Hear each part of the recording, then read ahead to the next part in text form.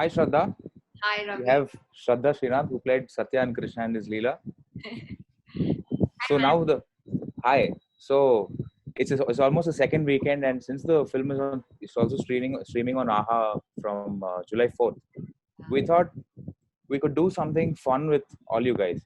Yesterday I went on the same live session with Siddhu, and it was really fun. Yeah, So it's about love and relationships in general. So right. because I've been getting a lot of comments on about the film saying that my perspective has changed after I've seen Krishna and his Leela, and or people who are stuck from a long time found their answers, and these were multiple comments that I personally received. Right. So I went and I was thinking why we did this film in the first place, because it was relatable at some point to all of us, right? Yeah. So I thought we could just talk about love and relationships in general, Mhm. and let's not feel like as you feel like a salesman, and not promote just the film saying that our film is looking good, our film is really nice, please do watch it. More than that, I thought it would be fun if we do something on this topic. So we have some questions from the public. Okay, sure. So before we go to the questions, I want to ask you something as Shraddha. Okay. Mhm. So what does love really mean to you? Um, for me, love comes in various forms. It means companionship. It means So we're live now with Shraddha Srinath, who played Satya. yeah. It means companionship. It means equality. It means unconditional sort of sharing of love and burdens and responsibilities. That is, if you talk about love in a part, like love Yeah, with yeah.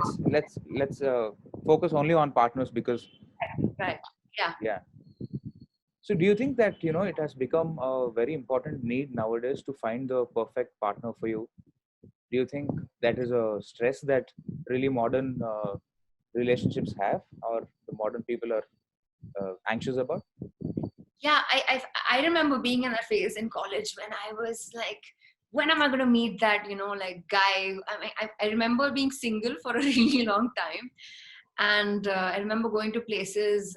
I remember like whining to my friends saying, why am I not dating somebody? Why am I not meeting the right guy? What is this right guy? Am I expecting too much out of a man, sort of thing? um, Maybe some of it is peer pressure, where you're expected pardon me, where you're expected to it's so I mean your status is sort of elevated if you have like a nice cool good looking Good question. Yeah. partner. Yeah, yeah. But I feel like if you introspect and think of yourself and not just for the world, it's great if you're in love and you have a partner and you have that somebody at the end of the day. I think it's a beautiful thing, regardless of what societal demands are, etc., etc. There should be no pressure. Find love when you can, experiment, make mistakes, etc., etc., and it will come to you. The right person will come to you. He'll walk into your life. But do you believe ultimately everybody is going to find their own person? Do you think that one needs another person? I mean, for But, survival. I mean, uh, what's your take on that? I feel life is enriched if you have someone. It's definitely a special life, a sort of. I mean, it's a life that you're sharing. So you're not just living yourself, but your daily routine, your daily habits, everything that happens during your day, you're sharing with someone. So it's like a secret little something that the world is so huge, and you have like a tiny beautiful relationship that's just yours. That's special. But I don't. I does everyone find someone in the end? Maybe they do, maybe they're right, maybe they're not. But I feel like the search always continues. Sometimes you find the person, but you still question this. You're like, is this the person? I mean, are you sure there's not someone else for me out there? So love is such a mysterious thing. It will make you overuse and overexhaust your brains and your heart and your emotions. But also tell me something. There'll be a lot of people who are stuck and who are not able to move on. What do you Right. have to say about them, or why do you think moving on is important, if you think so? Moving on, I feel like people come and go, things happen. Like, you know, it's a world full of like a billion of people. Um, like your sob stories. Yeah. Nothing's going to change the world. Like the world goes on, Yeah. life goes on, right? Yeah. So moving on is important for your, you know, mental health, and for, you know, like for the sake of your other friends also who will want you to move on. And honestly, there's no point in forcing yourself to move on. It just happens. It's like falling in love. You never force yourself to fall in love with somebody. It just happens without you even realizing. Even moving on is a lot like that. One day you'll feel like you'll realize that you're not hurt anymore. You don't miss them so much anymore. um, so like again, like after death, you know, after someone dies, you think that it's the end of the world, you'll never enjoy life again, but you move on, right? Even after some like loss of a dear person, dear one.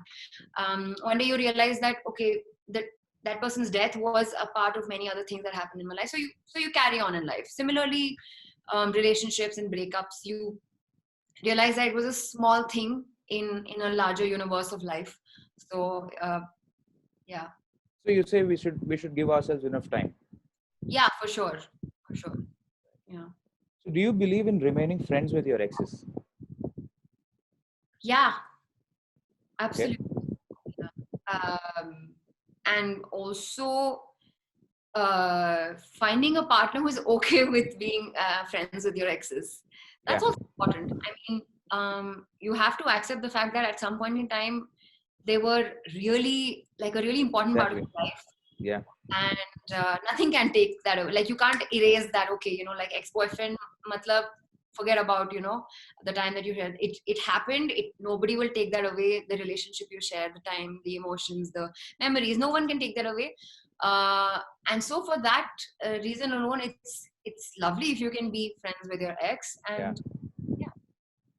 Personal. Yeah. Yeah. What are the 5 things you believe a relationship is based on?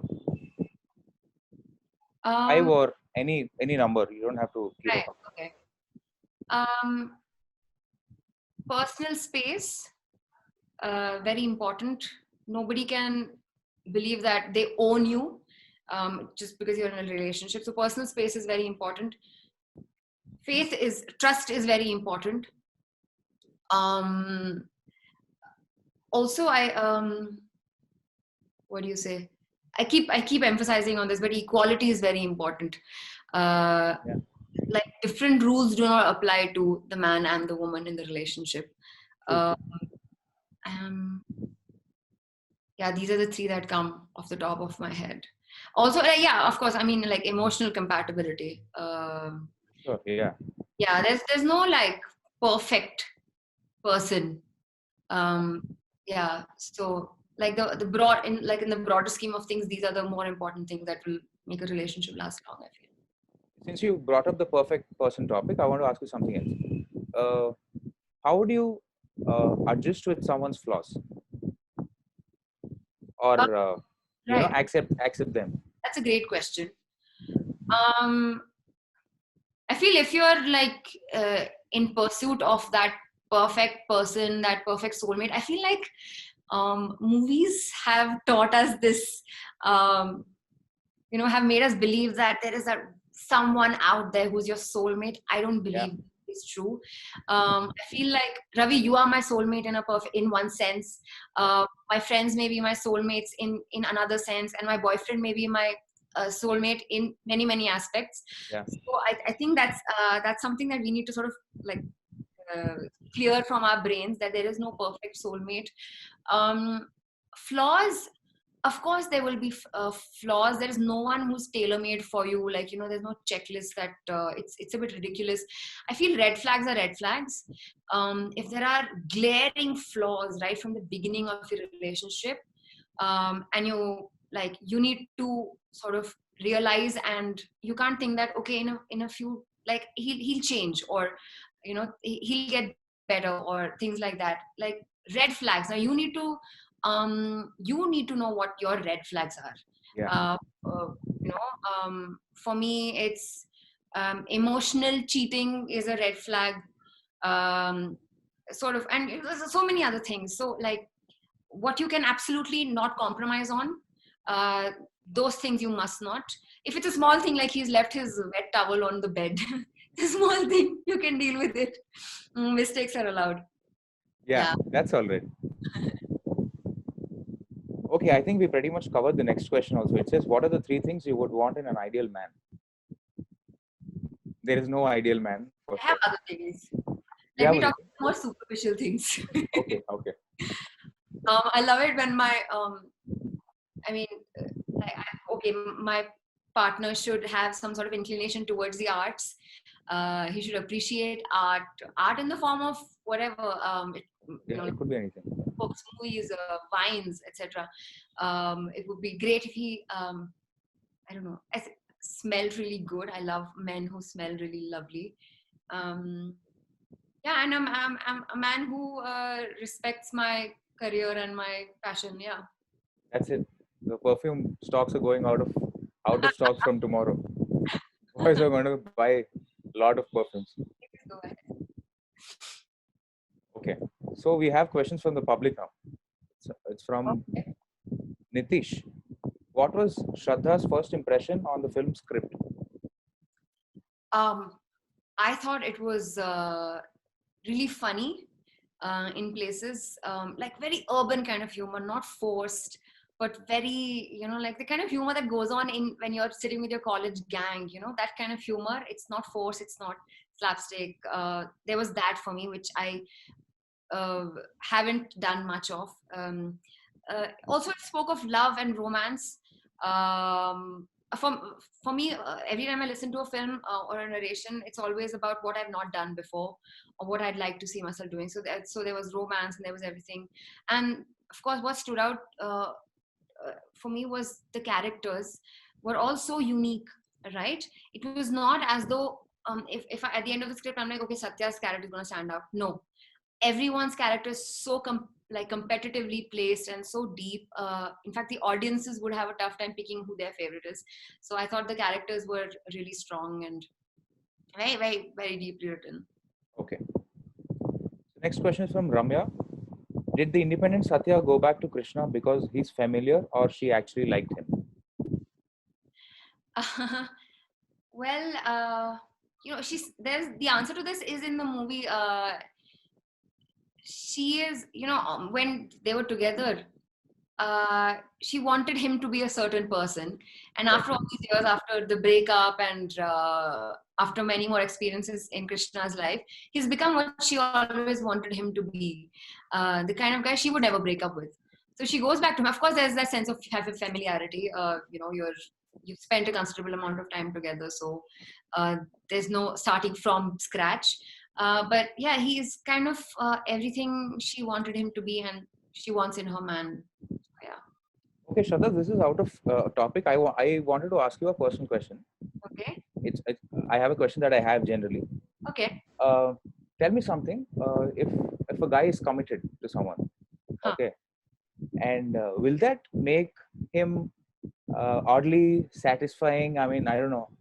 Will that make him interesting to any woman? That sort of thing. Because I've seen these cycles repeating here and there in a few lives. And the moment that when the guy or the girl is in a relationship with a particular someone, Right. the opposite sex finds them more attractive for some reason because they're not available. Oh my God. You know what I'm asking, right? Yeah, I do. Yeah, at some level you feel like, okay, so I mean he's committed, so what? I feel like it's right now the way I'm speaking, I feel like it's morally wrong. Very um, wrong. yeah, because I'm now in such a happy place in my relationship and everything, and Yeah. like 2 years ago I'd have said, okay, so he's in a relationship, I'm not asking him anything, but I'm just interested in him, nobody can stop me, I have that right. I think it becomes, it's that odd kind of thrilling challenge when you know that someone's committed and Oh shit. That's like a game. yeah, gosh, sound very like villainous right now. Yeah, but tell me something. That is evolution, right? What, I mean, what for you personally, that would have been a character arc, right? That would have been an evolution. So, if what would you say to someone who's in that stage and who's passing through that phase right now? Where they're attracted to someone who's Yeah, committed. yeah,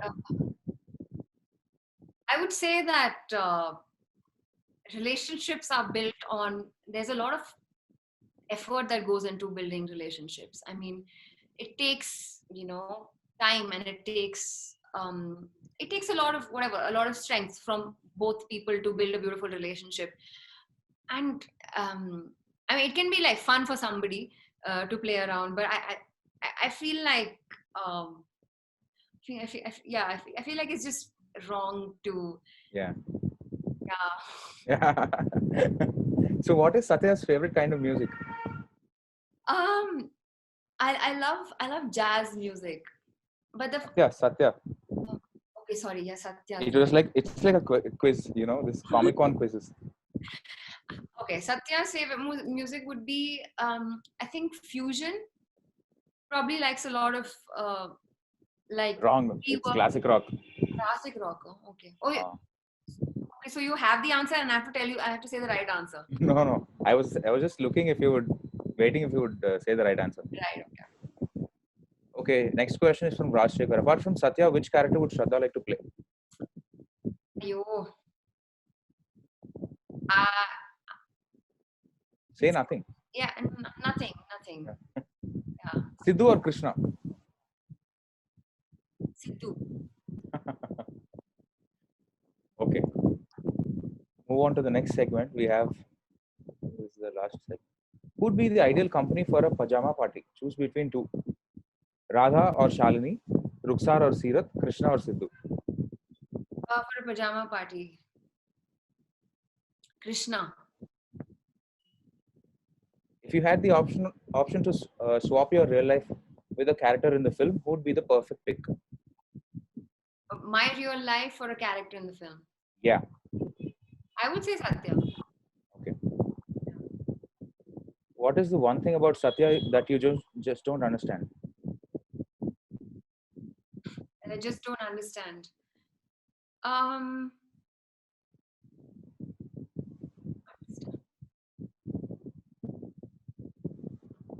Gosh, this is tough.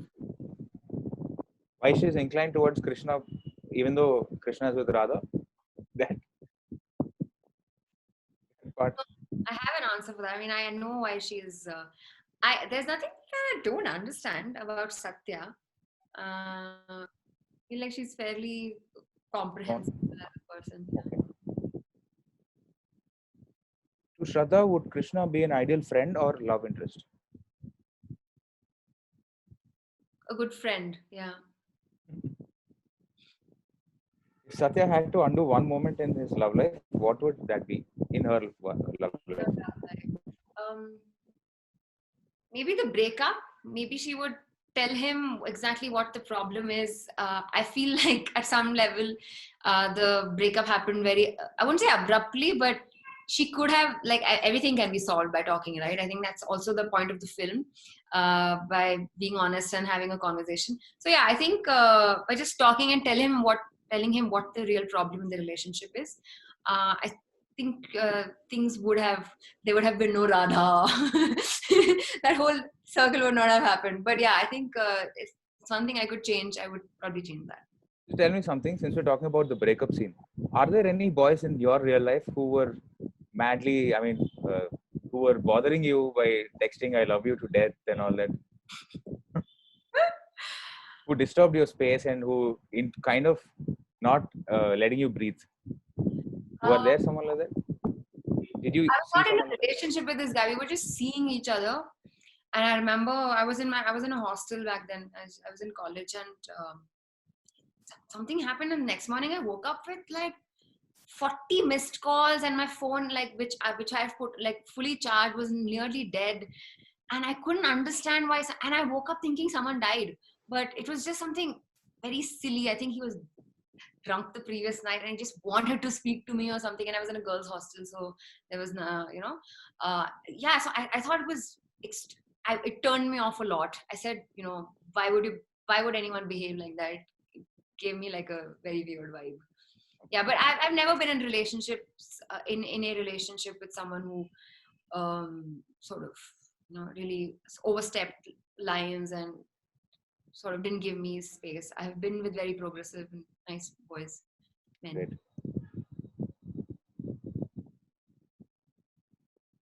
If you were given a choice to save only one, who would you choose out of the three girls? Okay, what is this? Yeah. If I anyone was answers anything but their own character, they're lying to you. I would pick Satya. Cool girl. okay. If you were to rewrite one trait of each character, what would you change? Rewrite a trait. A trait of each character, or Satya in this case. Um, Satya, I would.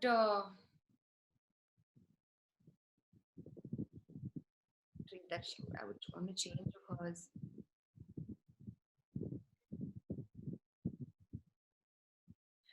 No, I can't think of anything. I can't. Everything's so perfect. Okay, this is an interesting question. If Satya and Radha ever got a chance to speak to each other while Krishna was two timing them, Right. what would their conversation have been like? So they know that this guy is two timing. Let's say, right? Yeah. We talk about. We would talk about the good things about Krishna, uh, like and why we love him, and we would also talk about why we deserve someone who is less confused and gives us what we deserve. Tell me something. Since we're talking about this, what's your whole take on this drama? I mean, I know for a fact that you're very content with relationships and love right now. Right. But do you think that these confusions are normal, or why would these confusions arise in the first place? When you, it's. I feel like at some level that we are bound to we're expected to pick one person and that one person becomes our happily ever after is a thing that is it's an unwritten rule, right, that the society has sort of instilled in us. I mean, obviously we know that you can only have one. Wait, what was the question? Why do you think this? Why would these questions arise, right? I feel like it's when you sort of question these rules and you say, why should I pick one, or um, why am I sort of following these rules, or someone who wants more out of life, someone who doesn't see that it's wrong that someone brings out like this part of you, like the best in you, and the other person is perfect for you in in another sense. But I feel like if we were talking about reality though, and the fact that we have to live in the society, yeah, it's when you I think you're just sort of looking for that perfect person, and until then, and until you find them, you're just looking you want like different things in different people. Why do these? Yeah, I don't know if my answer is satisfactory. I'm trying to say something but I'm not able to express it. I know, I get it. And also, trust takes time, right? To trust someone and to build a relationship on it, you Yeah. need to give it its own time. Yes, absolutely. Yeah. Yeah. I mean, if a relationship is a commitment, then obviously it takes time. You can't just rush into something. Yeah. Until then, you're just fishing in the ocean, sort of. What's the craziest thing you have done in love? Out of love. I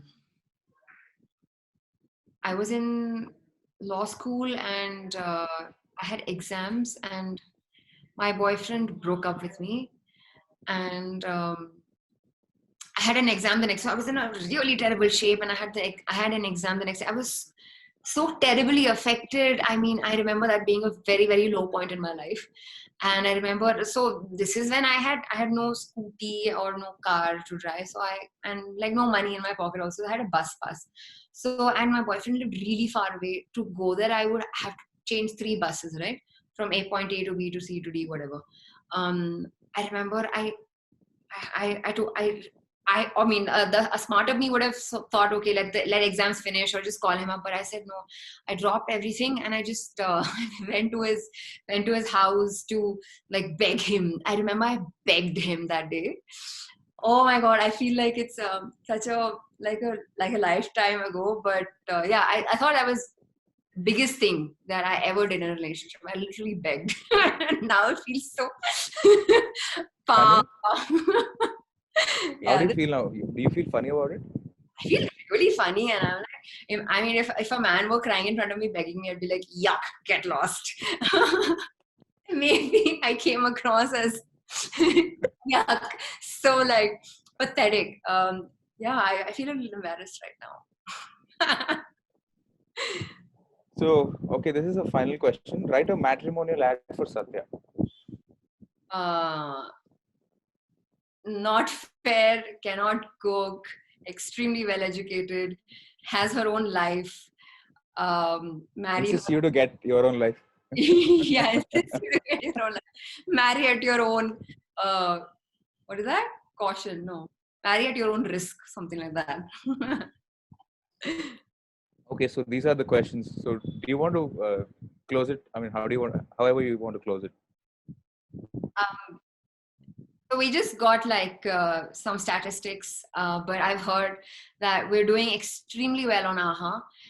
We're reaching every corner of the states and the Telugu speaking population. I'm just really happy because in the end, I mean, a lot of people might think, oh no, you didn't get a theatrical release, but I'm so happy that we're able to reach everyone through their laptop screens or mobile screens or TV screens. And if you're liking it, I'm really thrilled because it took 3 years of my life and more of Ravi and Siddhu's life.